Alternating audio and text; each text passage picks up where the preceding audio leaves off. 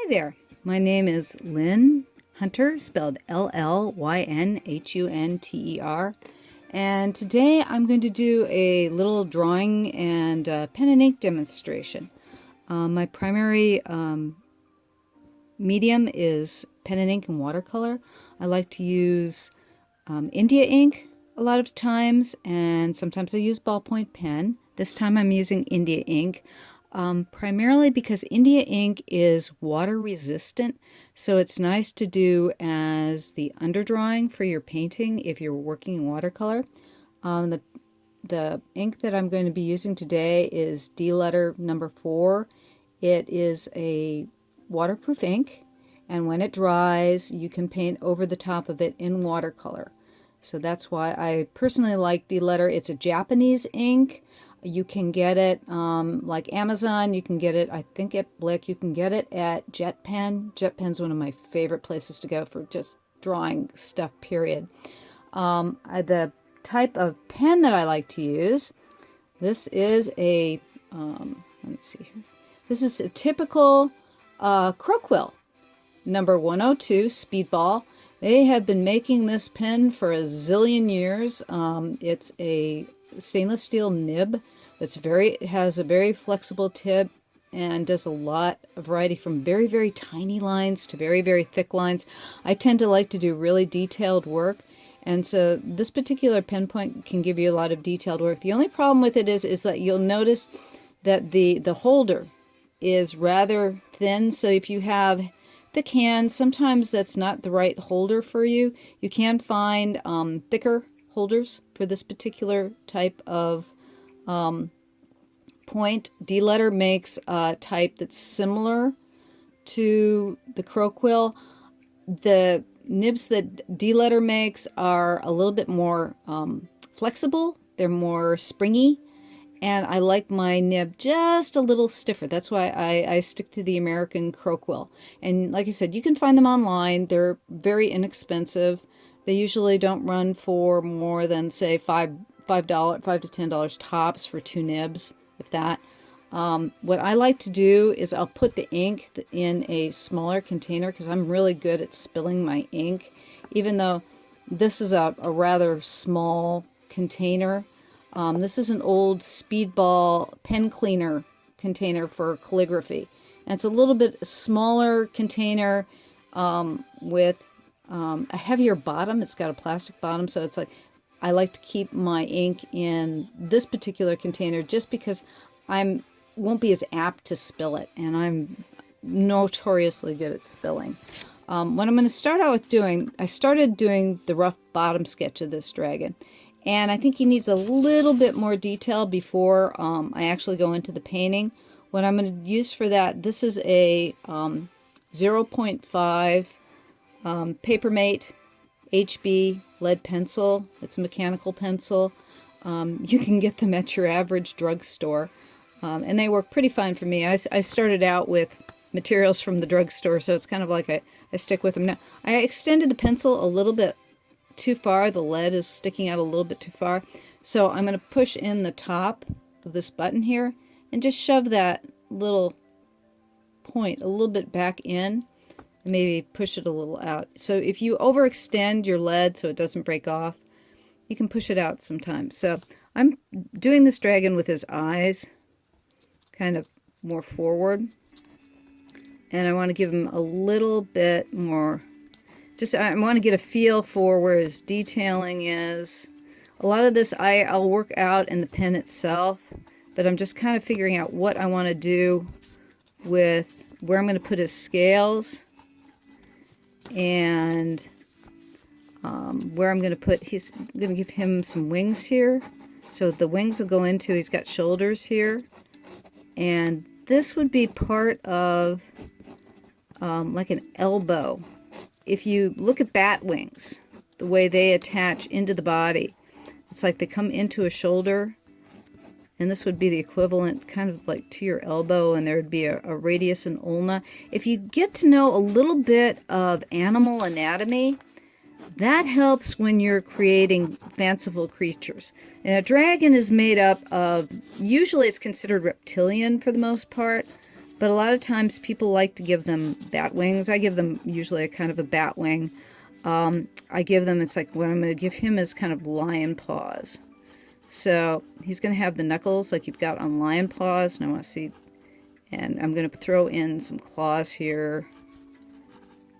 Okay, and then he's got, again, you've got the radius and ulna like you have in on your forearm, and that's going to go into his elbow. So when you think of dragons with wings, actually would have the equivalent to 6 legs, because they, you know, if they're going to have 2 in the front and 2 in the back, and then they're going to have wings as well, they would technically be six-legged creatures. So it's like on this planet, the reason why you wouldn't necessarily have dragons is because usually on our planet, when you get up to vertebrates, we tend to just have 4 pairs of appendages. Now, arthropods, if you're going to go your insects, they can go into this, they're in the 6-leg department. And you will rarely see a dragon that's on the insecty side. They're more, they have a tendency to be primarily reptilian. Sometimes, I might give this guy some hair. They'll have some hair, like with, especially with Asian dragons, they will have manes like a lion, because they're conglomerate animals. This guy is going to be primarily kind of this snake, because I've got his eye up forward, but his mouth comes back here. So it really helps you when you're creating a composite creature, if you know a little bit about other animals and how the different parts of their bodies combine together. And animals are my thing. I really, really love drawing animals, and I love the way they have analogous body parts. It's like, it doesn't matter which animal you're drawing, because of different families. Their arms and legs may be longer and shorter depending on what they use them for, which is kind of the cool thing. And I will, I like to draw animals because they usually go in directions, or they act along the lines of what their bodies are designed for, which is kind of cool. What I'm doing right now is I'm setting up a cross-hatching idea so that where I want the scales to fall, so that when I start putting in the scales, I probably will do more fish-like scales, but I want to set up a grid to give you a feeling of volume. So let me get one more, get his other foot, get a feeling for his other foot in there. Now I can get this rather loose. I'll go in and get everything tighter when I go in with the ink. But this is more or less, it's like doing dot to dot underneath your drawing. It's giving me a skeleton and a setup for where I want to go with my ink. Okay, so that's, I've kind of got a little bit more of a detailed drawing with the pencil there. Now, I like to use a kneaded eraser a lot. This is a kneaded eraser. They act like silly putty. You can pull them apart to clean them when they get too dirty. And then when they get really dirty, you just usually throw them away. They're made with rubber latex, basically the same thing you find on a rubber plant. In the Renaissance, they used to use bread dough. Instead of, when they didn't have latex erasers, they would literally use bread dough to erase. They didn't use lead pencils at the time. They would use like silver, little needles of silver to draw with on paper. And you can try this sometimes. You can cut a sliver of if you have an old silver coin, you can cut it with a knife and attach it with masking tape to a pencil, and then try drawing with that on paper, and you will see that that will actually give you a line. Okay, so now what I'm going to do when I use the ink, I'll dip it in so it's about halfway up the nib, and then I'll scrape it once against the edge just so it doesn't blot. Also, just to let you know, whenever I'm usually inking, I'll put in maybe a couple of drops of water and stir it up. Some people don't stir it up. They'll leave the water on top. I stir it in. I rarely ever use ink straight out of the container because it'll be too rich. The glue in it will dry too fast, and it'll dry on you too fast. So I usually water my ink down before I use it. Now I'm going to start with the eye here because, you know, the eyes are the windows to the soul. So it's like, you get the eye right, you know, you pretty well... Eyes and hands are usually the things that make a drawing work, because those two things show the personality in a creature. And I'm going to give him a little bit of a brow to give him some expression. And then give him a little nose here. And I'm just going to draw this straight, his mouth straight across, and give him a little bit of a grin. I have a tendency to always give my animals a little bit of grin if they're looking wicked or happy or what have you. It's just self-satisfaction is one of those things you like. And I'm going to give him some scales underneath his chin here. I don't think those are actually hair. That's more something scaly. And this is the neat thing about dragons is they don't really exist. So you can actually do whatever you want with a dragon. The main thing is with most dragons, again, they have a tendency to be large, reptilian, usually a bit serpentine. You'll throw one of the reptile elements that you will throw in there usually is a snake. Sometimes they'll have lion features to them. Sometimes they'll have, this guy's got kind of somewhere between a snake and a bearded lizard type of face, since he's got that eye so far forward. And then I'm giving him all kinds of ridges. Now I think I'll give him an ear, just because I'd like to give him an ear. When you think about it, most reptiles don't have an external ear. Usually they'll have an operculum of some kind, or they won't have an exposed ear.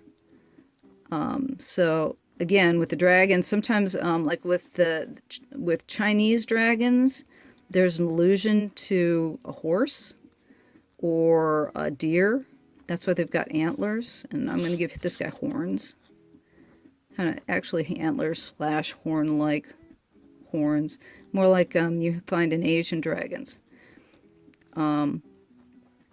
Most European dragons will have some kind of horn. And the interesting thing is about dragons, as mythical creatures go, it's like just about every continent has some kind of dragon myth. There are a few that don't, but for the most part, as I'm trying to think, that some of them, like the Eskimos, really don't have dragon myths. People from cold climes a lot of the times don't have dragon myths, but I know the Scandinavians do. And so the thing is that it's not really a temperature thing. The Africans have some serpent myths. So it's like, you know, some of the times they fall into serpent myths more than per se dragons themselves. You know, what delineates a dragon, what delineates a serpent. Is it, you know, what they do or how they do it? In the respect that with European dragons, they'll fall into good and evil. It depends on when the legend was and where it comes from, whether the dragon is good or evil. They tend to get more evil as we get, you know, into the more modern age.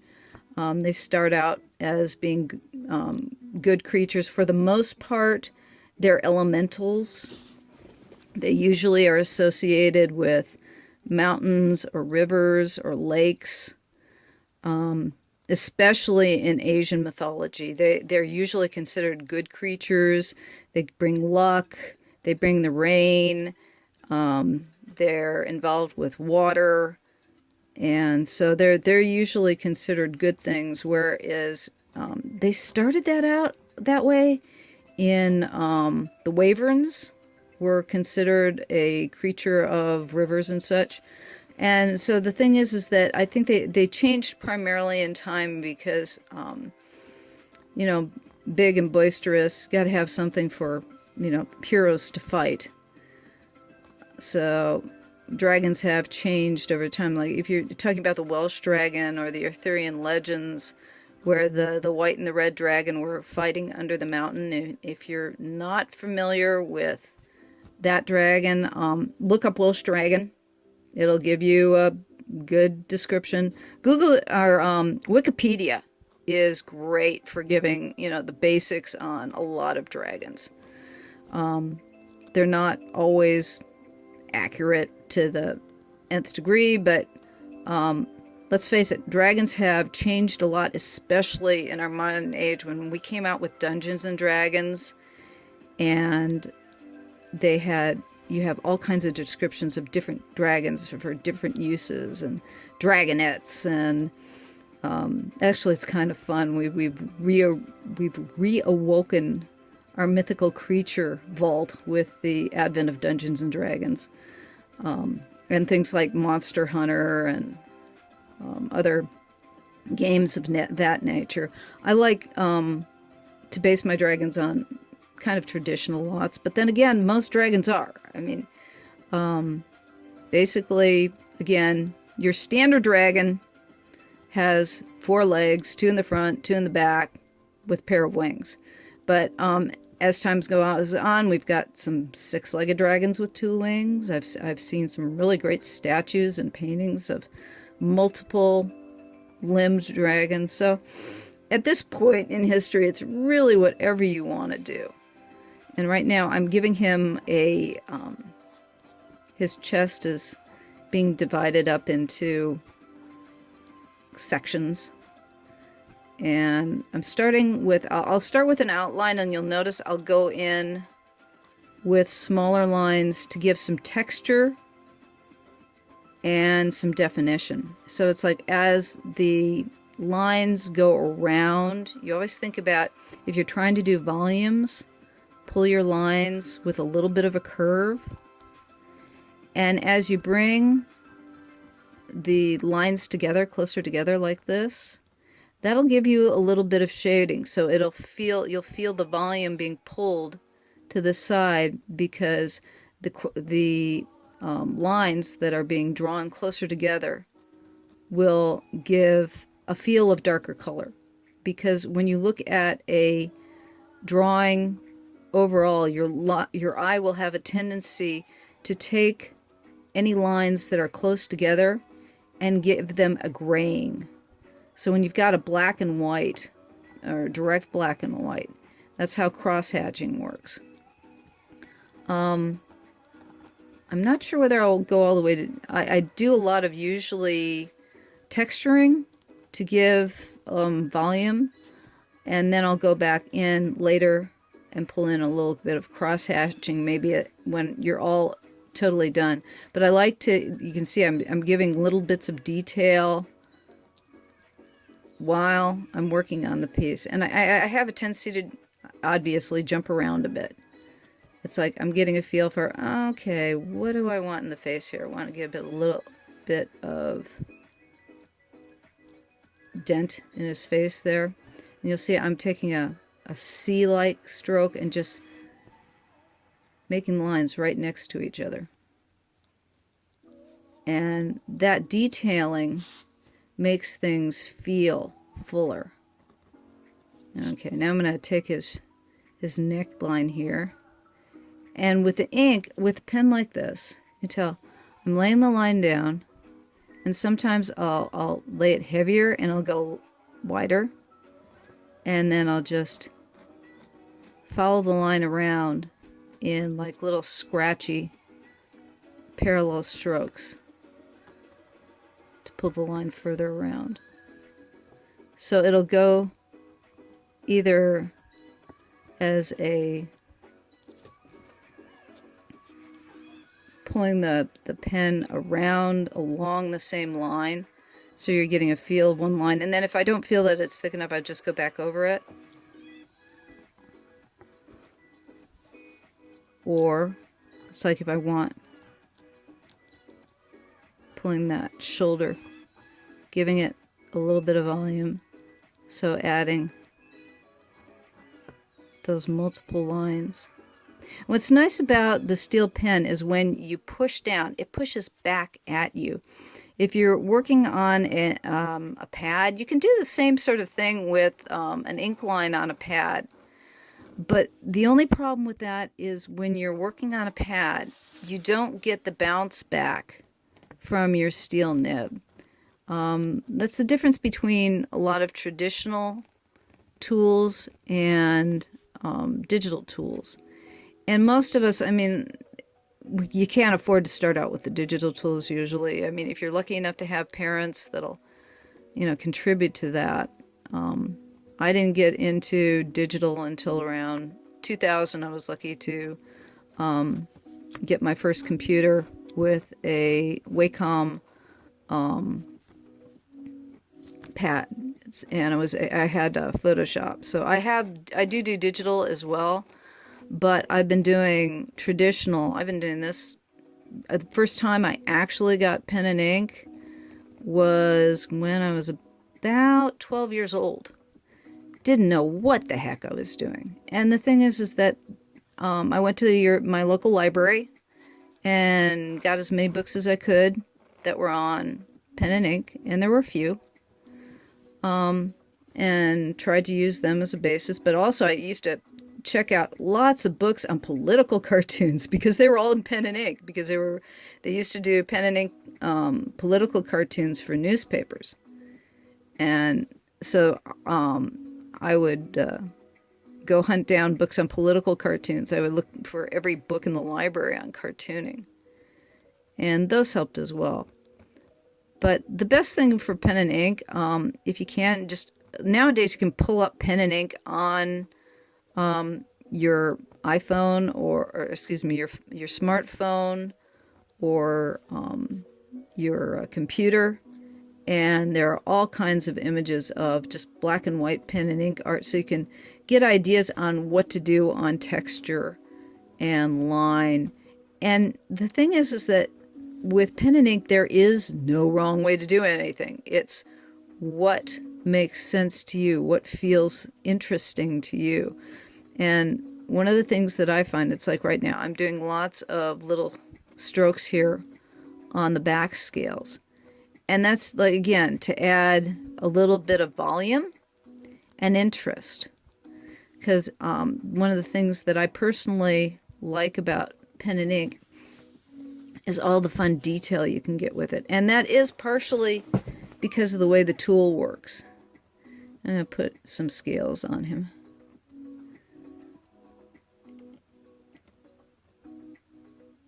And I'm going to give him kind of irregular scales. If you've ever seen, I'm trying to think, a tarpon have these really neat scales. It's a fish that have these gigantic scales, and they use them sometimes for jewelry because they're almost bony-like. So this is, again, where a dragon has multiple animals in its background. So the scales on a dragon are usually fish scales. There's sometimes snake scales, but the scales on reptile, if you've ever been fortunate enough to pet a reptile, they're not like fish scales. Fish scales you can pull off individually. Most reptile scales, or the scaling, they're like indented into the animal itself. So these are more like fish scales in the way fish scales form. And what I would recommend, like I said, if you can pull up reference while you're working on your drawings. I mean, pick out, one or two animals.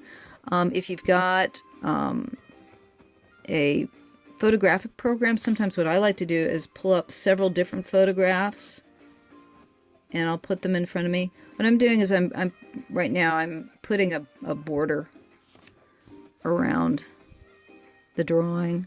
It's going to be a painting, and I want the border to be there, so I want to finish off this edge because I'm putting in the wings, so I've got a boundary to draw the wings to. I'm hand drawing the border rather than using a ruler, primarily because I want a little bit of a shaky line. I want a little bit of that rustic, handmade quality to it. If I used a ruler, it automatically gives it a more definitive feel to it. And that's not saying you can't use a ruler. And I can show you that in another video. This particular piece is more organic because I'm not putting any basically straight lines in the background. The only line that I'm really using is this line that I'm putting around the outer edge. And I did draw it first. And also, just to let you know, when you're drawing with pen and ink, it's usually helpful to pull the pen away from the tip. You don't have to always pull away from the tip. The ink will flow whatever direction you draw in, but it just helps to draw away from the tip. So it's like you can see right now, I'm drawing the tips here instead of pushing forward because it is definitely sharp. When you get a nib, if you've never used a steel nib for the first time, you'll note the point is sharp. And so it works much better to draw the pen away, or the line away from the direction you're going in rather than toward. Right now I'm putting some veins into his wings. Okay. And go back here. I'm going to this is the front part of his shoulder. Now, this guy's got really, really short humerus and long forearm. Just because he does. I don't know whether that would be, to his advantage in any way, shape, or form to have such long forearms and short shoulders. There were some dinosaurs that would have that, and that's the other thing that when we think about dragons, you think about dinosaurs. And so there's a bird quality to dragons as well. And if you didn't know it, we've actually fully confirmed now that birds descended from dinosaurs. Maybe not really big ones, but they were the smaller relatives that survived after cataclysms over the eons. Considering that the dinosaurs were around a heck of a lot longer, every single era of them around a lot longer than we've been yet. But that's why dragons also will have a little bit, will have a dinosaur feel to them as well. Okay.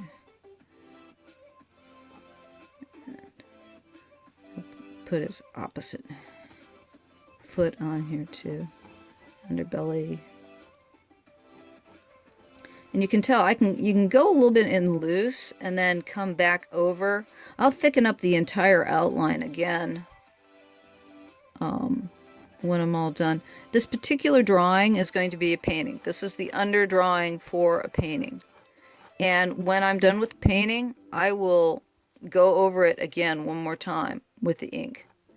I won't go over every line, but I'll go over a lot of lines just to crispen them up, because if you've ever worked in watercolor it's pigment heavy. It means it's got little particles of pigment in it that when you paint over a drawing, and you can paint over pencil. Pencils, when you think about pencil, has graphite in it, and graphite also is a bit water resistant, which also makes it, you can paint over graphite, and the graphite pencil line will come through as well. It just won't come through as dark. I mean, as usual, when you're painting or when you're drawing in pencil, graphite is just, it's a gray medium. It rarely goes completely black, even if you're using, say, you know, like a 6B or so, a softer lead that's got a lot more graphite in it. It'll still be a bit gray. So if you want to have that line, or, you know, do a detailed drawing, what I would highly recommend if you're going to use pencil as your underdrawing, get some spray, Workable Fixative. You can usually get that still, like I think you can get it at Home Depot. If you need a brick and mortar to go to and you don't have an art store in your area, usually there's a Michaels around. Michaels will sell spray fixative. And what it is basically a clear lacquer that if you're doing a drawing in pencil and you want it to stay in place after you put watercolor, while you put watercolor on the top of it, it will keep that graphite in place and keep the pencil lines more or less in place, and you can still paint over the top of it. And so that's the way Workable Spray Fixative works. And with pen and ink, you've got carbon. You've got literal carbon particles that are in a glue or a varnish that is water resistant. Now there are some, it's like, I made the mistake once of using sumi ink as an underpainting for, or an underdrawing for a painting, and I didn't realize that sumi ink was water soluble. Or basically, water soluble means that it will dissolve in water.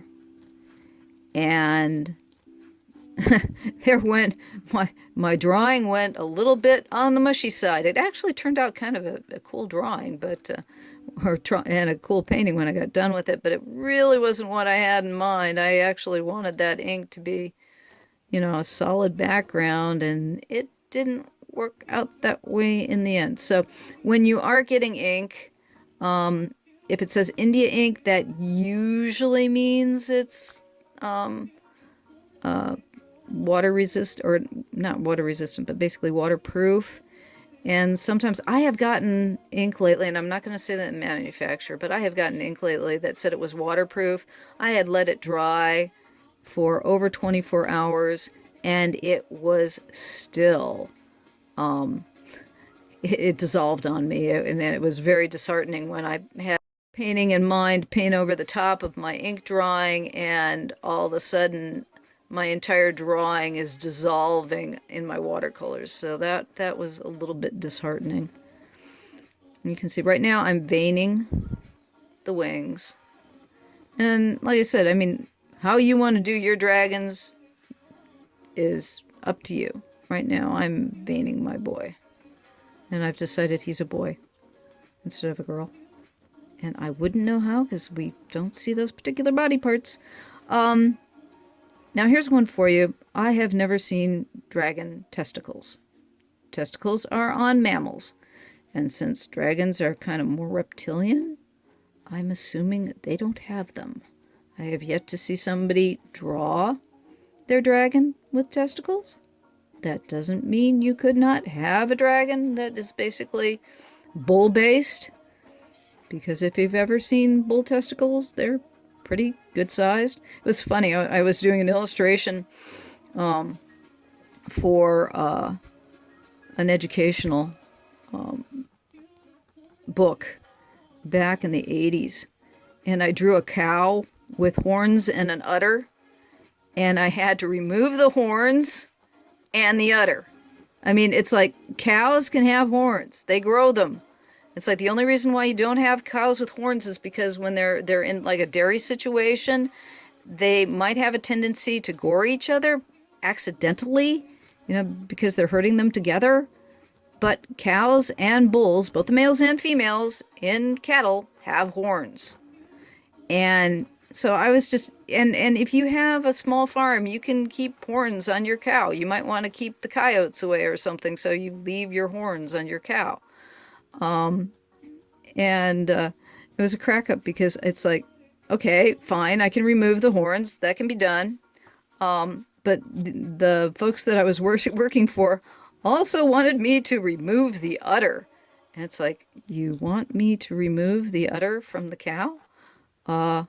That's what makes it a cow. But there was something in the story about the girl was going to milk the cow, but they wanted me. I had udders on the cow and a goat. I had a goat that was going to be milked, and they had me remove the udders because they were too reminiscent of what exactly they are. Mammillary glands. They're designed to give milk. And honestly, if you want to make your dragon with parts of cow, with parts of lion, they are basically a little bit of everything and anything you want. Just the usual things that a dragon will have are bits of reptiles somewhere. So, you know, if you're thinking manticorish. Okay, now I've more or less gotten the full drawing done at this point. So now I'm going to do a little bit of cross hatching.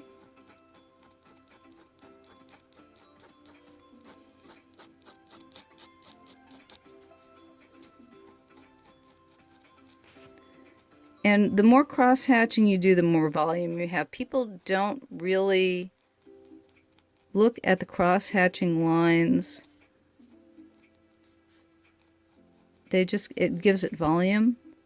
And you can either do your cross hatching lines straight, you can give them a little bit of curve or wavy lines, you can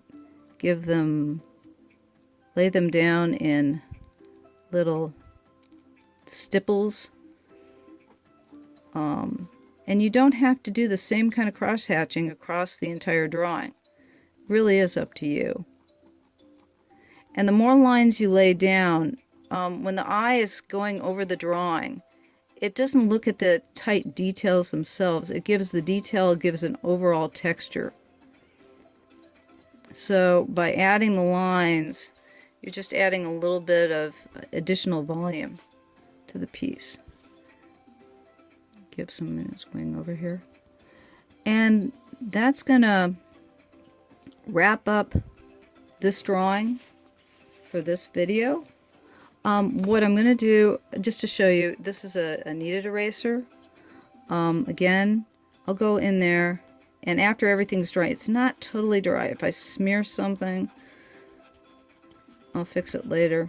But I like to go over with a kneaded eraser first, to pull away the underdrawing, and then I'll go back in with a latex eraser. Now on the end of the pentel here, there is a latex eraser. It's got a pretty good latex eraser on the back of it. But after I go through with the kneaded eraser, I'll go over the whole thing again with the pentel, or with the latex eraser. And you can get like a square one as well. You can get latex erasers at your local stationery store, like an Office Max or Staples. They'll carry those too, or you can get them online. But anyways, I want to let it dry a little bit more before erasing the whole thing. But that's it for the video, for this video. The next video will be the painting of this dragon. And just wipe away some of the crumbs. Again, my name is Llyn Hunter, Llynhunter. You can find me on Patreon.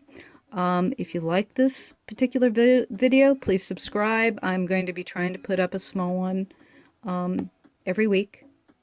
And that's it for now. Thank you for watching. I really appreciate it. Again, like, subscribe, and I'll see you in the next one.